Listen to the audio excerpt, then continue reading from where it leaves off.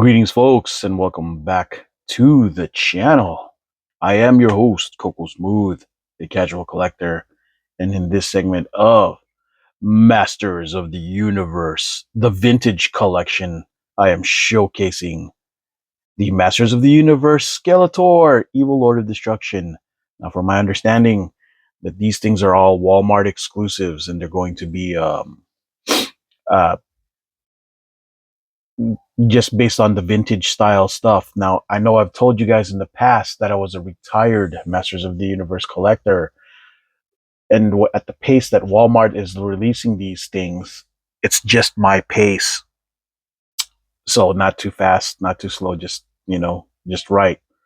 Now, I didn't collect much of the anything past the classics line because of how much I'd already invested emotionally and stuff on the classics line. It was an incomplete, it was the closest thing to a complete line I could get, but I had uh, been annoyed with uh, classics not completing the the new adventure stuff since I just become a fan of it during that time. But such is all right. So this is what it looks like in the package. It's got that nice vintage style art. It's under the Masterverse line. Yeah, Masterverse line. But the vintage collection. Uh, and for me, it just hit all the nostalgia, enough nostalgia tropes for me that I just couldn't help myself. You know what I'm saying? So like, I think I must. You know what I'm saying? I just must, right? So, anyways, yeah. And by yeah, I mean that my mic died in the middle shortly after that, which is why I had to re-record this entire sequence. Sucks. Um, yeah. Here's the back of the package again. I already opened it. I was trying to do a video showing the opening, but yeah, the sound died. Anywho, uh, Skeletor ruthlessly schemes.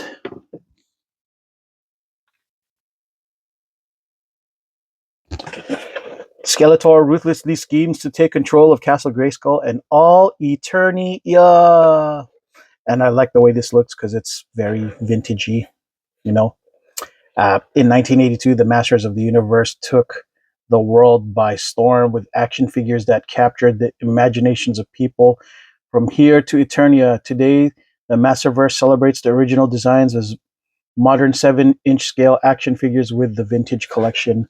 I guess they McFarlanded it or Necked it because it's now 7-inch versus the 6-inch scale. Yeah. But it's Masters of the Universe. I'll have no choice but to go with it. You know what I'm saying? Uh, so when I was a kid, 1982, yeah, He-Man was one of the very first Masters of the Universe action figures I wanted, period, point blank.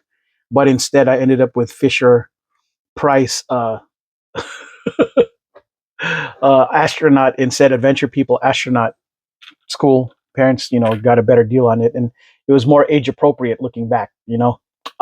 Either way, I'm glad that I got that, and I got a He-Man eventually.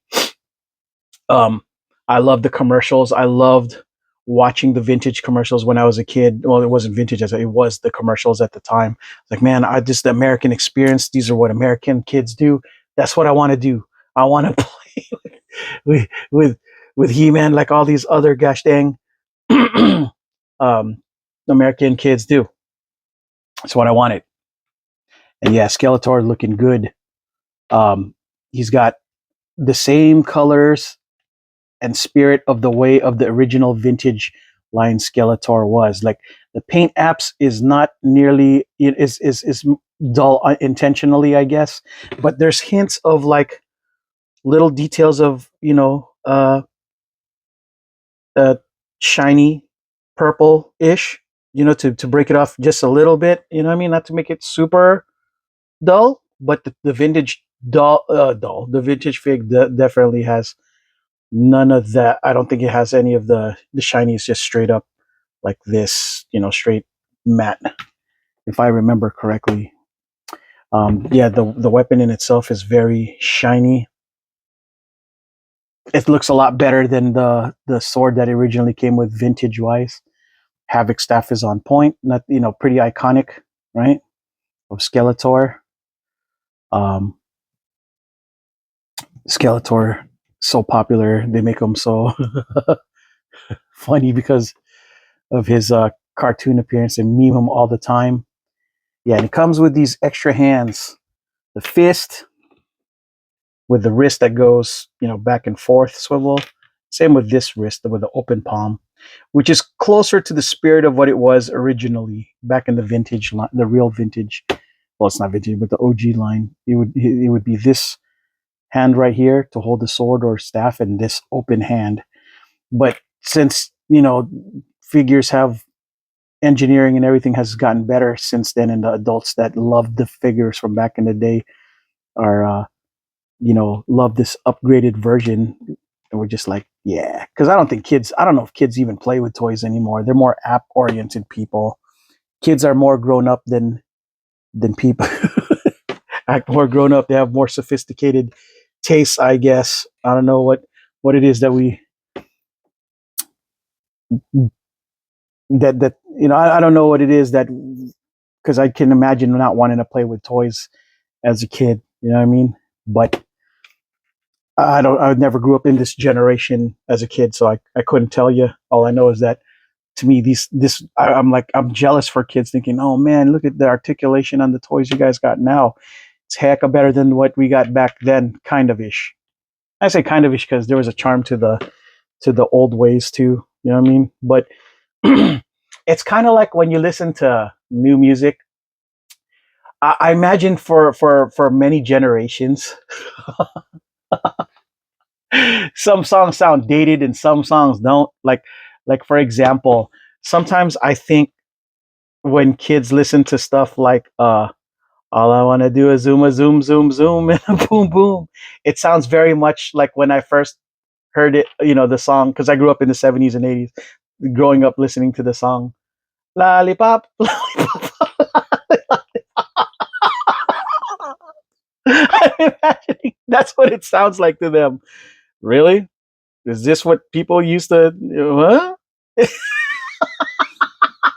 To be fair, I didn't like that song very much either. The Rex and the Flex song,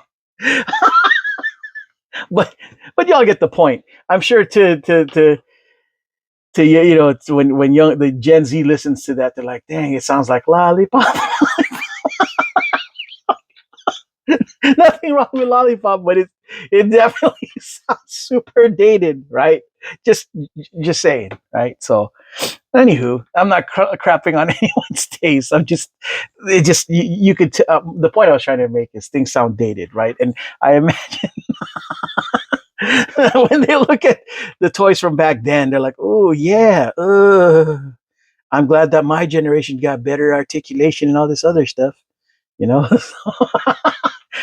versus what we got. But to me, the charm, you know what I mean? The charm of, you know, us growing up. I mean, I can imagine that, I remember looking at the vintage toys of even way back then when the engineering was even less advanced. Like, yeah, they're looking kind of basic, like Mazinger Z and stuff, the Rotocast kind of stuff versus the stuff that they got now. It's like super engineered, looks closer to what the promise of the future kind of stuff. But there's still no denying how cool a vintage Mazinger Z would be like. But yeah, so to get back to point, oh man, I went on a huge tangent. I'm sorry, folks, but this is your boy Coco. You know what I mean? The joints are pretty much advanced, no pins. It's pinless, which is why I think a lot of people are happy. You could do more. You could actually have this guy sit on a throne versus the classics. Classics were good for its time. It was hard for me to let go of the classics and do this, but they're going at a slow pace, at a medium pace. You know what I mean? Put your arms around me, baby. I'm just kidding, folks.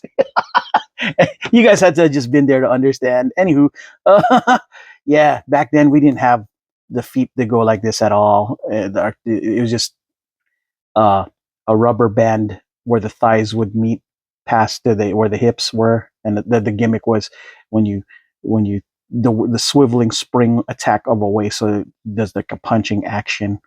But now it's articulation. You could do all kinds of really neat stuff. These double elbows. The only thing is, like, I think there's no butterfly joints, but that's the one thing that this thing could have used, I'd say. But you can't always get what you want. I mean, for me, it's kind of a, I don't know. I guess it makes it easier for them to do something. Had to give, and I guess that's one of the things that for the price point, that's one of the things I had to give. And you can't really go up and down with the head. You can only go really side to side. I don't know if that's what the future offering is going to be like, but I imagine it's going to be the same for the rest of the vintage line. The head can't move too much up and down, but you know, it's just it's okay. Uh, I'm sure at some point Mattel will come up with an even super deluxe, version moving forward when they decide to engineer it differently. But yeah, I don't see myself really using this fist as much or this because I'm quite content with the way the hands are working. You know what I mean? So, but most of the reason I picked this bad boy up, which I was excited about, was because when I did delve into um, Masters of the Universe, I picked up a Sunman. I was like, dude, this guy just towers over everybody in the Masterverse. So I was like, he just doesn't seem to fit because he's just so big, so tall, bigger than the rest of the figs. And when they said that the Masterverse line was a little bit taller than, I mean, the vintage line was going to be a little bit taller than the rest of the Masterverse line, I was like, all right, cool. Maybe he'll be roughly the same size, and he still kind of towers over Skeletor. But to be fair, he is hunched over, and I got him in a proper A stance. I don't know, maybe it'll be closer to the same size. I don't know. What do you guys? Nah, this guy's clearly still huge. This guy's like basketball player size, I guess, versus Skeletor. You know what I mean?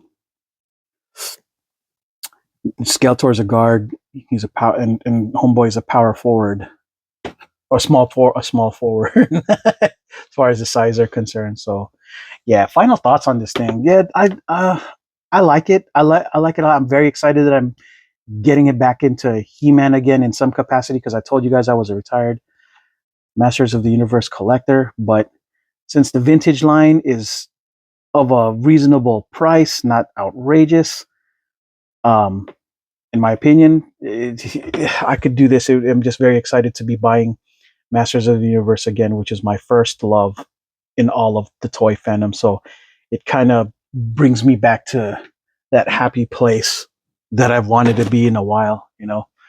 I was very scared to get back into it because classics didn't finish the way I wanted it to finish. They got me all jazzed up to get the new adventures, integrated in the line. And then when I finally came to terms with that, I was very excited. Then they didn't finish all the characters. They did a lot, but man, it was a real heartbreaker that they didn't finish the new adventures characters, which I really, really wanted. I'm hoping that in the future that they're able to do more with that if they decide to integrate in the vintage line of stuff. So, all right, folks. Well, that is all I got for this segment of uh, Masters of the Universe, the Masterverse collection of the vintage collection Skeletor.